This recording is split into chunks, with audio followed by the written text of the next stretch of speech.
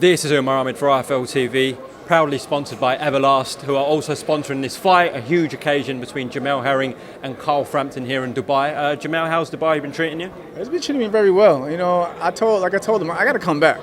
I got to come back after this, but I'm coming back for vacation. You know, my wife's coming, but I got to come back with her to enjoy more of the sightseeing.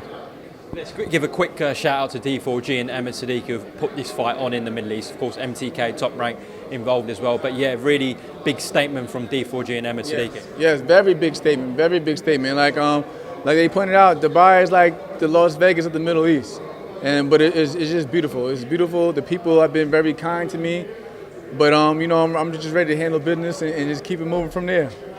Right, Jamel, you addressed this in the press conference, but let's just get it out of the way. We're talking about Dubai. You arrived a few days ago, I believe, and Carl's team believe it's not enough time because of the 10-hour time difference between Colorado and here, and you're not going to adjust to the time, basically. Have you got a response to that? No, I don't think it'll be an issue because, like I pointed out earlier, I've been training late in the day for a reason. You have to. That's the main part. That's the main focus is to adjust to the fight, to the timing of the fight. So, but you know, I've been getting plenty of rest because, you know, I'll get up in the morning, I'll eat, go run, work out, and then I'll just relax and rest. So in between those hours, I'm resting anyway. It's not like I'm overtraining or doing anything extra, you know. But like I said, we'll just have to wait and see. But I highly doubt that that'll be an issue. And I mean, you banged the water bottle on the table for the reporter who thought you were struggling out of the way. Julie, hold on, my water, Julie. Thank you. Gotta stay hydrated. That's one thing about my nutritionist. That's the thing also. I have a nutritionist. So that's actually been the secret to me actually making the weight. And overall, you have to hold on. I'm sorry. Overall, you have to live the sport. You can't just come into camp and then start losing weight. Like for me, if you guys look at my social media, I'm very active on social media. I'm always doing something. I'm always working. I'm always staying active, even if it's with my own children. I'm doing something, and I don't believe in blowing up, you know, 30 pounds over the weight limit because all that does is hurt me in the end. So my nutritionist, we even when I'm home, we map it out and she keeps track of my weight, and that's how we go about things. Even with the postponements, I was close to weight, but she made me put back on the weight so I wouldn't have to, you know, I wouldn't have to kill my body trying to maintain weight. Instead, she was like, no, go home, eat, relax, and then we'll bring it back down when the fight gets a new date.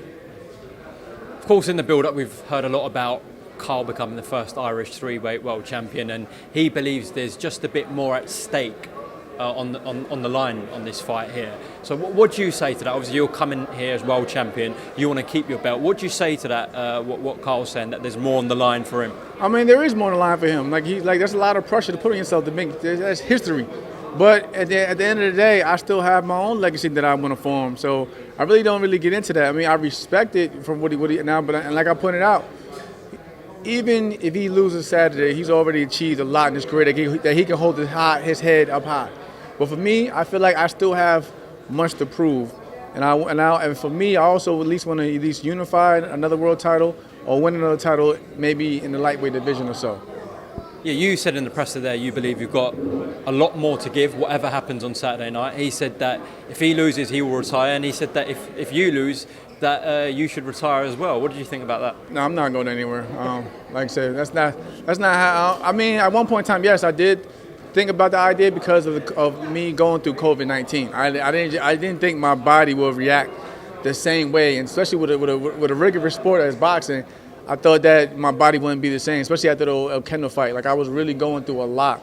But, you know, once I spoke with my management, Brian McIntyre, and my advisors at MTK, they just gave me a new sense of life, and I got that hunger and motivation back. But I don't, like I said, I don't see myself losing. I don't even think about that idea. I think about, you know, being a great champion in Carl Frampton and going on to winning other bigger fights down the road as well.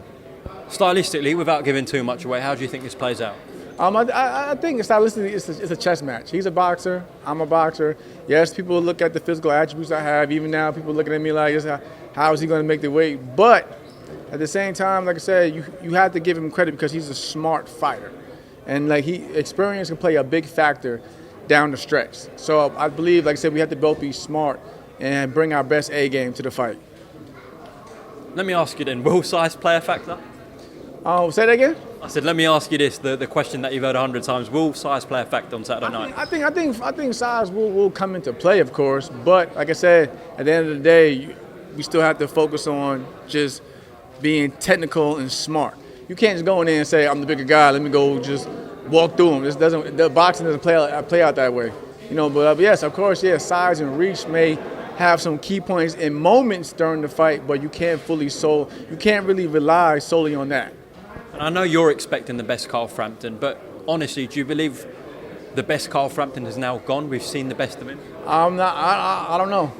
We'll have to wait and see after that bell rings, but I'm expecting, like I say, you have to have your mindset for that. You can't go in there thinking, well, he's over the hill, he's done. No, you have to prepare for the best, because you go in there slipping, like my coach Red says all the time, you go in there slipping, it might be a long night for you. Carl told me yesterday that because of what happened in the Oquendo fight, he believes he's willing to go places that you might not be, dig deep, etc. I'm guessing from your point of view, that's not true. I mean, hey, like I said, I just have to wait and see. But we know from we've seen him with Alexander Povetkin, for instance. COVID-19 hit him, and then look at what he did with Dillian White. He was not the same. I believe the same thing happened with Miguel Pichel, and I'm not taking anything from Oscar Valos. Oscar Valos put on a hell of a performance, a great performance that night. But the COVID-19 definitely takes effect on your body, and I know it did for me, because like he mentioned before during the press conference, he said it himself. The Lamont Roach and Ito fights were superb. The minute I got sick, that's when I didn't look, quite my best. Even though, I felt like I won every round in the Oquendo fight, but, and I was fighting against a dirty fighter, but I made no excuses. I could have just easily said, why risk taking a dangerous fight with Carl Frampton if I'm going to perform this way? No, I knew what the reasons was behind that fight, so that's why we're here now. And you guys seen it. I was even willing to still go to Belfast. I was willing to go to the UK. I didn't because I believed in me, and I know what happened in that Oquendo fight, but it's not going to show up to Saturday night. Well, I'm sure you are willing to go deep places. Oh yeah, I'm a Marine. Come on now. I've been to far worse places than this. So, when I came over to B&B Boxing, I was coming from a dark place. No one didn't give me any hope. No one didn't really care to see me. But I built myself back up, and look where I'm at now. I'm one of the biggest fights of the year, I would say, and as the world champion. Well, it is live on ESPN Plus back in the States. Of course, you're going to have so much support from there come Saturday. So have you got a message to everyone back in America? I just want to say thank you for everyone who continues to support me, even through my ups and downs. I really love and appreciate you all. That's been one of my points of driving forward and pushing forward, because, of the love and support I've been getting through the people out there in the States, not even just the States, all over the world. But just expect a great fight and tune in Saturday night. Where's Uncle Bob? Is he coming? Uncle Bob will be here. I don't call him Uncle Bob. I call him Smooth Bobby A. That's Smooth Bobby A right there.